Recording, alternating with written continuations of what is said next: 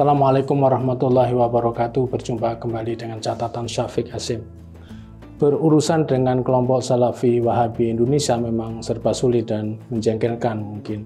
Dengan dalil pemurnian Islam, mereka ingin memonopoli kebenaran Islam. Mereka tidak bisa menerima bahwa Islam itu terbentuk dalam ruang dan waktu, sejarah dan budaya yang berbeda-beda. Pokoknya yang disebut Islam itu ya berdasarkan pada apa yang mereka tentukan dan pikirkan.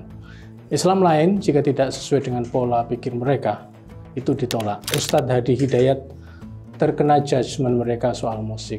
Menurut mereka, pendapat Ustadz Hadi Hidayat yang membolehkan musik itu dianggap salah dan rusak.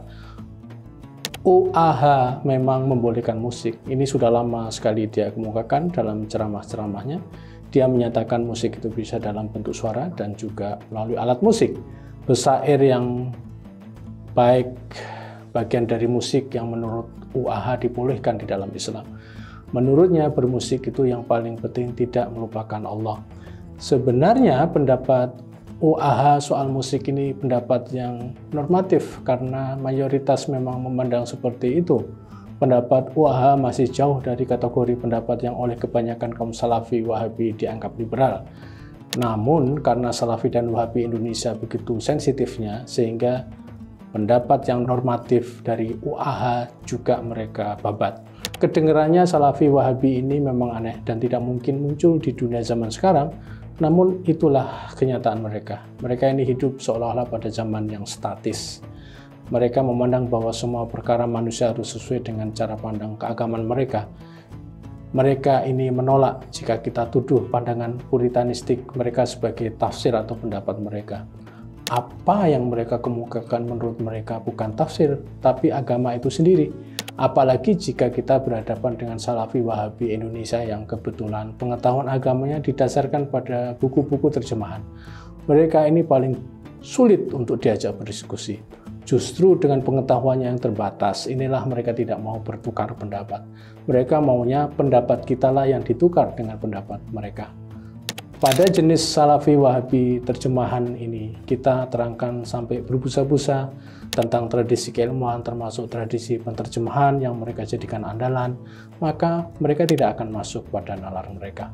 Pada mereka ketika kita jelaskan bagaimana terbentuknya ilmu-ilmu Islam yang menjelaskan Al-Quran dan Sunnah, maka mereka anggap sebagai hal yang bukan agama. Pada mereka ketika kita jelaskan bahwa pemahaman pada Al-Quran, hukum-hukum yang diambil atau dipetik dari Al-Quran dan Sunnah itu bisa terjadi karena adanya ilmu alat, nahwu, sorof, balaghah, dan lain sebagainya. Itu pun tidak akan mengubah cara pandang mereka. Dalam tradisi mereka, apa yang mereka pegang dan percaya adalah ceramah guru-guru mereka yang juga sebenarnya itu ceramah, bukan agama murni. Bagi mereka, segala hal yang tidak diajarkan oleh ustadz-ustadz mereka itu salah. Pendapat-pendapat ulama NU, Muhammadiyah, MUI, dan lain sebagainya yang berbeda dari guru mereka itu mereka anggap pendapat orang biasa. Jika katakan pada pengikut Salafi Wahabi yang seperti bahwa mereka itu pada dasarnya taklid buta pada guru-guru mereka, maka mereka jawabnya tidak apa-apa, mereka taklid pada guru-guru mereka yang menurutnya representasi dari Al-Quran dan Sunnah. Mereka menganggap bahwa semua yang diucapkan oleh guru-guru mereka itu disejajarkan dengan ayat-ayat Al-Quran dan Sunnah, padahal guru-guru mereka itu juga main tafsir. Ketika guru mereka mengutip ayat Al-Quran atau Sunnah dan hadis, dan lalu mereka menerjemahkan dan mengomentarinya dalam bahasa Indonesia, maka sebetulnya guru-guru itu melakukan penafsiran. Katakanlah soal pernyataan Ustadz Salafi Wahabi, soal yang sedang mereka ributkan dari Ustadz Hadi Hidayat, yakni soal musik. Ayat-ayat Al-Quran dalam hal ini bersifat netral. Ada beberapa hadis yang dijadikan pijakan untuk keharaman nyanyian, namun juga banyak hadis yang membolehkan.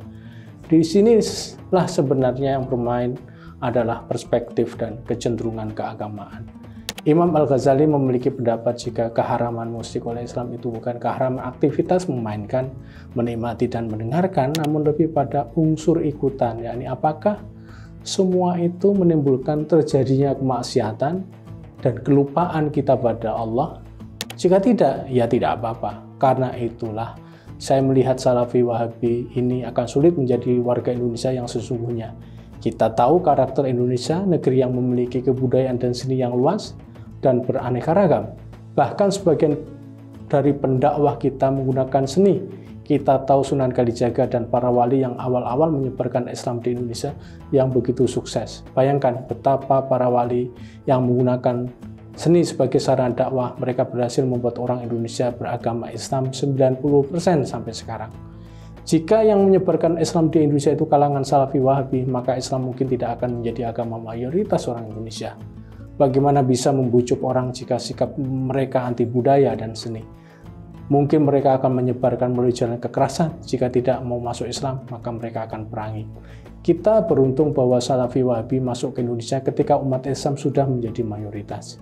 Jika mereka mendominasi, bagaimana kita menghargai pendakwah kita yang masih sangat eksis menyebarkan moralitas Islam lewat nyanyian? Bagaimana nasib Bang Haji Rhoma Irama jika Salafi Wahabi berkuasa di Indonesia? Pasti Bang Haji akan dibatasi atau dilarang berkreasi dan bernyanyi. Padahal dengan bernyanyi dangdut ini Bang Haji bisa berdakwah secara efektif.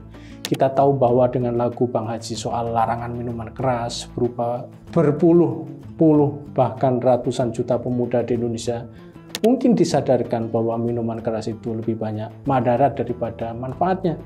Dengan lagu judinya berapa puluh dan bahkan ratus juta orang Indonesia yang disadarkan bahwa judi itu merugikan manusia. Ini semua dilakukan melalui nyanyian atau musik atau seni yang diharam-haramkan oleh Salafi Wahabi. Saya bayangkan betapa kering hidup teman-teman Salafi Wahabi ini. Nyanyi nggak boleh, main musik apalagi.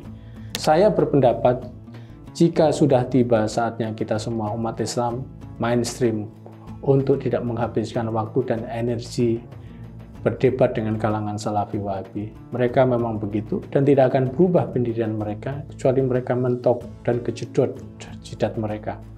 Sebagai catatan, kalangan Salafi Wahabi ini di mana saja memiliki corak yang kaku, tidak mau memahami hal-hal yang bersifat ijtihadiyah, penafsiran keagamaan, dan mau menang sendiri. Bagi mereka, pendapat mereka lah yang paling benar. Dari sini kita menjadi tahu mengapa Salafi Wahabi sulit mendapatkan pengikut di Indonesia. Demikian, wassalamualaikum warahmatullahi wabarakatuh.